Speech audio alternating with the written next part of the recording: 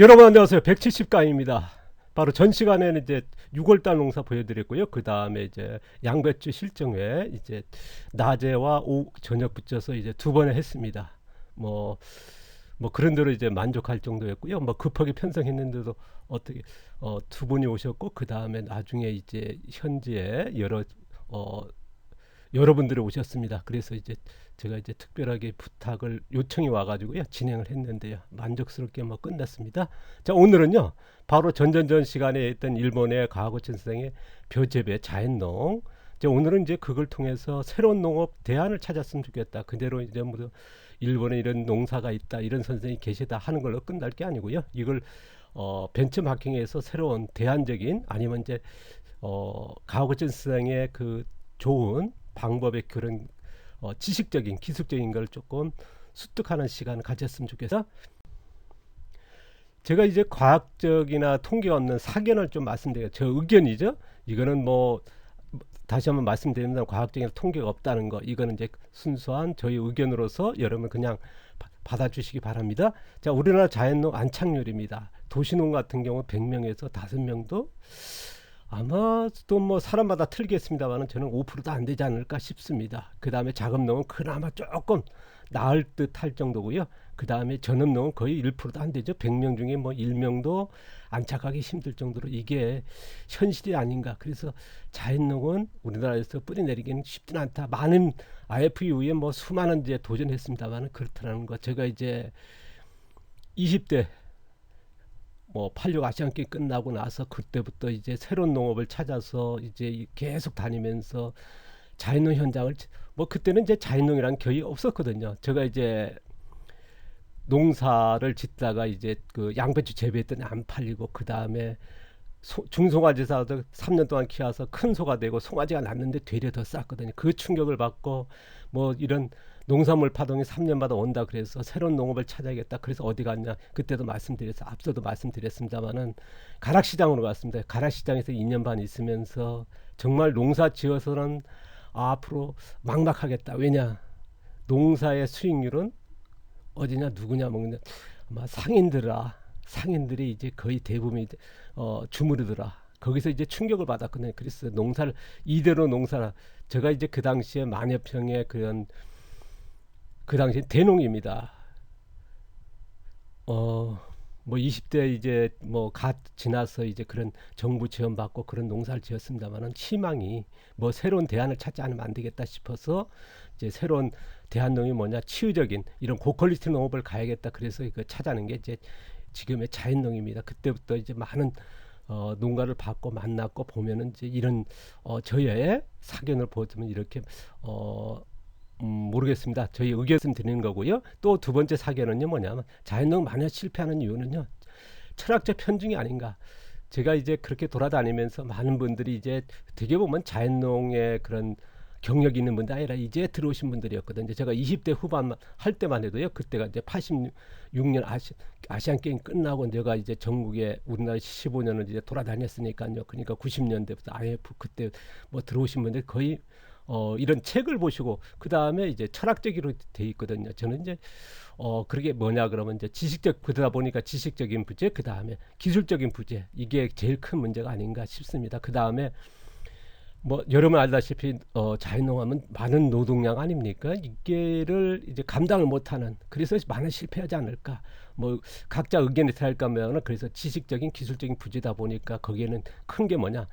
철학적으로 그쪽으로만 많이 이제 생각을 한다는 거. 그러다 보니까 이제 지식이라든가 기술을 너무나 제가 이제 그런 기술적으로 가야 된다 얘기하면은 이제 금방 오신 분들도 이제 기농해가지고 철학을 자연농을 시작하신 분도 뭐 화까지 낼 정도로 이제 철학적이지 뭐 자연농은 철학이다. 기술 나면 뭐 이건 자연농이 아니다. 앞에서 뭐랄까요 그런 화도 내고 면박을 주실 정도였으니까요. 지금도 그런 뭐랄까요 생각하신 분들이 적지 않거든요. 그래서 그리고 또 하나 노동량이 많다는 거 저희 의견을 말씀드립니다. 사견이니까요. 그대로 이제 뭐 그냥 듣고 넘어가시면 좋겠습니다. 뭐 이걸로 해서 뭐 토론할 필요는 없고요. 자 오늘 이어서 두 번째로 이제 일본 가와구치 선생의 그 변농 다시 보기입니다. 제가 앞서 그런 얘기했습니다. 가구 전 선생님이 이제 벼 심기 전에 이제 이렇게 뭐뭐 심는 건데요. 보시면 이제 녹비작물 키웠습니까? 라인그라스인데 이 정도 키 큰다는 건 라인그라스가 지력이 굉장히 높은 농지라는 거거든요. 이제 그 논이죠. 그러니까 이런 농지에서 라인그라스를 이제 녹갈색 상태에서 멀칭하면서 벼를 심는다는 건 이것만이야. 엄청난 양의 유기물, 우리가 말하면 이제 토양용 비료죠. 그거를 이제 투입하고 농사 시작한다는 거거든요. 그렇지만 이제 뭐 흙이 안 보일 정도 이 정도의 유기물 양을 그것도 이제 녹갈색이라는 것 대단히 어렵거든요. 이거는 뭐 그래서 일본의 자연농의 벼재배들이 이제 수확량이 높은 이유가 여기에 결정적이 있지 않나 싶다. 자, 유기물이 바로 뭡니까? 우리가 그 토양용 비료죠. 저농도에. 자, 제일 저농도가 뭐냐? 갈색 유기물이고 그 다음에 녹갈색, 그 다음에 녹색이라 했습니다. 자, 보시면 이제 미강을 뿌리고요. 미강을 이제 성장기죠. 가구재 선생님 그 재배에서 배우는 거 우리가 이제 벼 재배 비료 사용입니다. 이걸 좀 알고 가면 이제 전편에서 말씀드렸습니다. 벼 심기 전에 녹갈색 유기물 라인그라스를 멀칭한다는 거, 녹비작물 심어서요, 파종해서 그 다음 벼 성장기에 미강을 살포한다는 거, 이것 또한 토양용 비료가 되겠죠. 첫 번째도 그렇고요. 그 다음 세 번째 성장기에 잡초, 이제 2번 하신 분이 있는데 2번은 거의 뭐 엉망진창이거든요. 이 잡초 자라는 게 보통 이제 선생들 만나 보면 제가 일본에 이제 몇 년에 한 번씩 교육을 가지 않습니까? 한 달을 머무면서 그전에 농장할 때도 이제 연결 많이 되다 보니까 해보면요, 보통 4번 5번 뵙니다. 3번은 좀 부족하고요. 대개 보면 이제 솔직하게 얘기할 때는 3번이라 하지만 실질적으로는 거의 5번 가깝다 하는 얘기가 이제 중론이지 않나 싶습니다. 그 정도로 이제 그러니까 잡초는 뭐냐면 이제 녹색이거든요. 이것을 공급한다는 거. 그래서 총 비료 횟수가 4번에서 7번 되겠죠. 밀강까지, 녹갈색 유기물 멀칭까지, 그 다음에 잡초까지 하면 이렇게 그러니까 토양용 비료를 4번에서 7번을 한다는 거거든요. 그러니까 잡초는 뭐겠습니까? 덧걸음이 되는 거거든요. 미강도 덧걸음이 되는 거고요. 그러니까 엄청난 거죠. 이게 우리가 놓치고 있는 거거든요. 우리는 멀칭 한 번 해가지고 농사 되는 줄 알거든요. 그게 아니고 이제 이렇게 4번에서 7번 정도 이제 토양용 비료를 넣는다는 거. 비료란 뭡니까? 우리가 이제 화학 비료만 아니고 퇴비서부터 유기물까지 다 포함된다는 말씀 드렸습니다. 그래서 사용 비료가 뭐냐? 저농도 유기물 비료라는 거, 유기물이죠. 그 다음에 토양용 비료라는 거.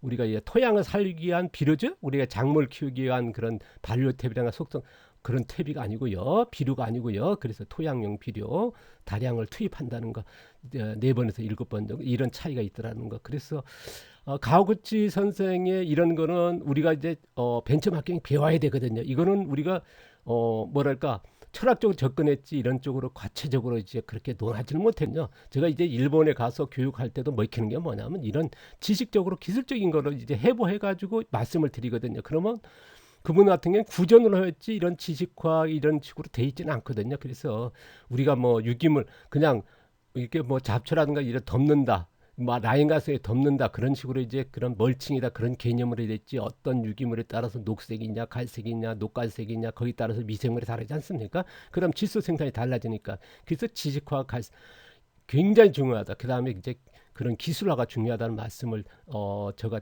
일본에 와서 얘기하고 이제 계속 얘기하는데요. 보시면 또 하나 주목해야 될 게 보면 뿌리 양이죠. 바로 여기 보면 분할이거든요. 한 개씩 심었는데 이렇게 굵게 옆으로 퍼질 정도는 이건 뭐냐면 엄청난 그 뿌리 발생을 한다거든요. 그래서 이런 것도 그 다음에 유기물이 이렇게 이제 표면층에도 있지만 이제 토양 속 이제 표토층이죠. 그 다음에 심토층까지도 이렇게 유기물이 많이, 이 정도의 그 유기물을 놓고 농사 짓기는 거의 힘들거든요. 우리나라에 벼 재배하신 분들도 가보면요, 쉽지 않습니다. 이렇게 안 되거든요. 거의 대부분 그렇더라고요. 제가 이제 이렇게 그 우리나라 벼 재배는 이제 그렇게 많지 않지만 일본도 마찬가지. 예, 가오구치 선생 같이 하는 분이 거의 드뭅니다.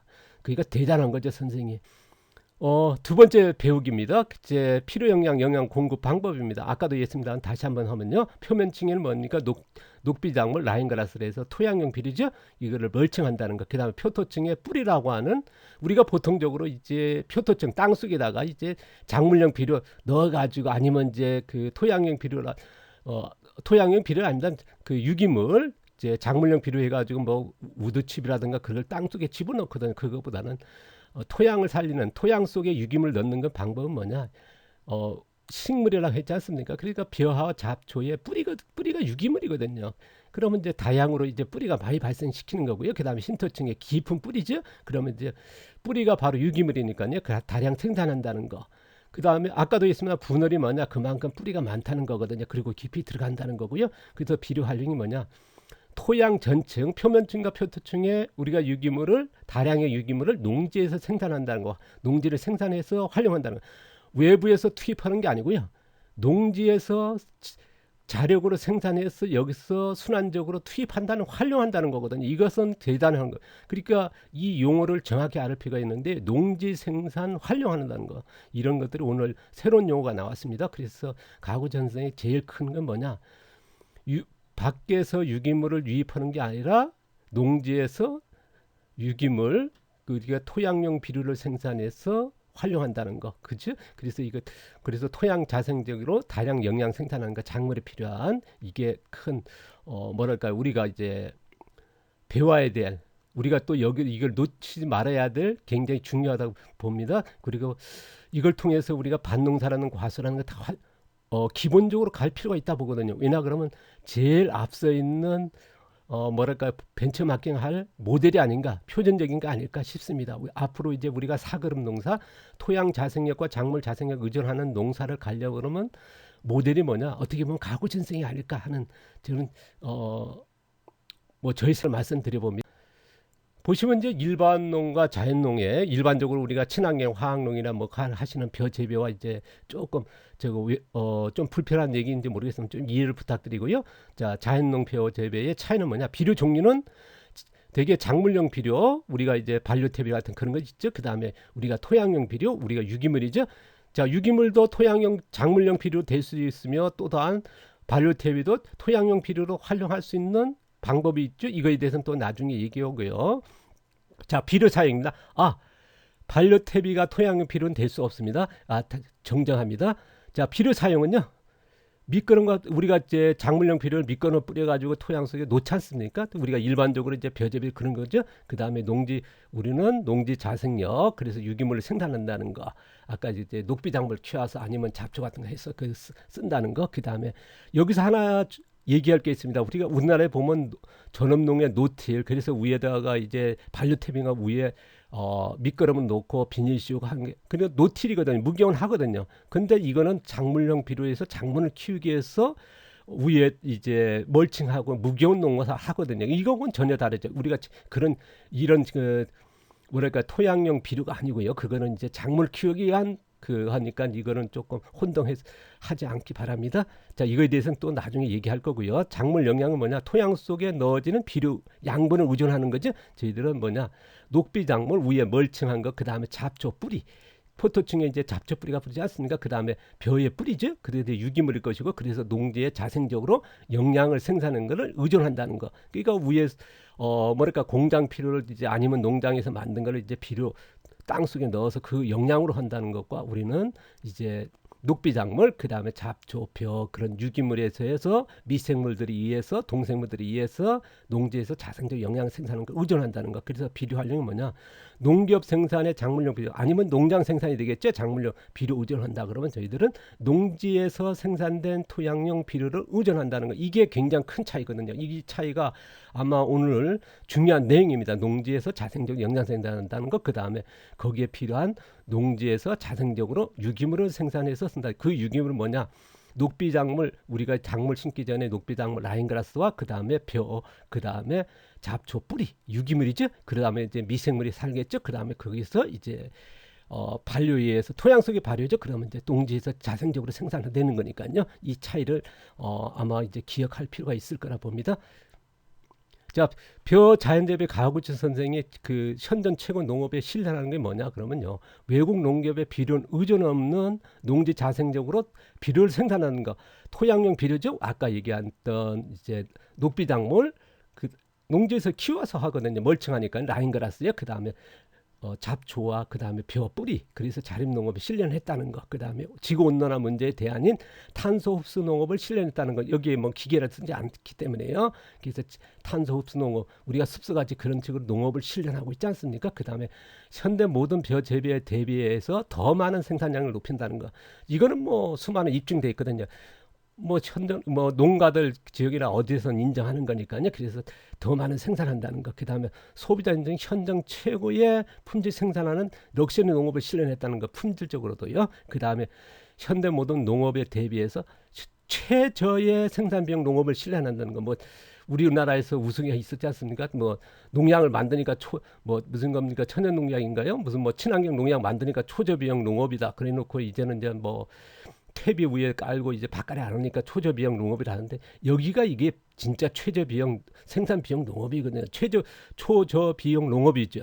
그래서 아마 이제 뭐 조금 초저 비용 농업이니까 거기다 혼동해시키는 안 되겠지. 이건 뭐 격이 다르죠. 뭐 비교 대상도 안 되고요. 그래서 이런 업적이 있지 않나 싶습니다. 여기서 우리가 배워야 될 것이고, 이걸 통해서 뭔가 우리나라의 새로운 농업, 지금 농업이 어렵지 않습니까? 그래서 찾았으면 하는 생각입니다. 그래서 가오코치 자연농에서 배우는 세련된 농업을 찾아 외국의 농기업에 해방된 이제 자립적 농업을 지향하신 분이 많지 않습니까? 우리가 뭐 자립농이라든가 아니 자급자족농이나 도시농 하신 분들, 아니면 이제 전업농도 이렇게 지향하신 분이 많거든요. 이런 생각을 가지시고 시작하신 분들, 그 다음에 토양 자생력, 작물 자생, 아까 농지에서 자생적으로 영양을 생산하는 그런 농업을 지향하신다든가, 그 다음에 질병 치유, 지금 질병이 많이 발생하면서 이런 그런 휴양 농장이라든가 치유 농업 농장이라든가 체류용 농장 같은 하시는 분들, 그 다음에 럭셔리, 우리가 저 앞서 그런 얘기 했지 않습니까? 우리가 200원짜리 계란이 있고 500원짜리 계란이 있지만은 5,000원짜리 마른 같은 그런 럭셔리 품질의 농업을 지향한다 그러면, 그 다음에 초저비용, 아까 얘기했던 뭐 우리가 뭐 바깥에 안 하고 뭐 농약하니까 초저비용이 아니고, 아까 가고천 선생과 같은 초저 생산 비용의 농업을 지향한다든가, 지금 지구온난화 문제인 탄소 농업을 지향한다면요, 가고지 자연농을 벤처마킹했다. 이거를 우리가 그대로 너무나 철학적인 농업이다, 비이상적인 농업이다, 뭐 그렇게 치부하신 분도 계시거든요. 그런데 어쨌든 현존하는 농사하고 실현했거든요. 그래서 여기에서 좋은 걸 받아들이면 되거든요. 이제 거기서 이제 단점이랄까요? 문제적인 거는 우리가 그걸 해결하면 되겠죠. 자, 그래서 이런 농업을 지향한다면 여기서 벤처마킹 했으면 좋겠다 하는 게 의견입니다. 그러면 가오치 자연농에 벤처마킹 한다 그러면 새로운 농업 경쟁력 있는 대안형 농업을 되기 위해서, 찾기 위해서 해결 필요한 난제적 문제가 있습니다. 저는 이제 가오치 자연농이 이렇게 이상적인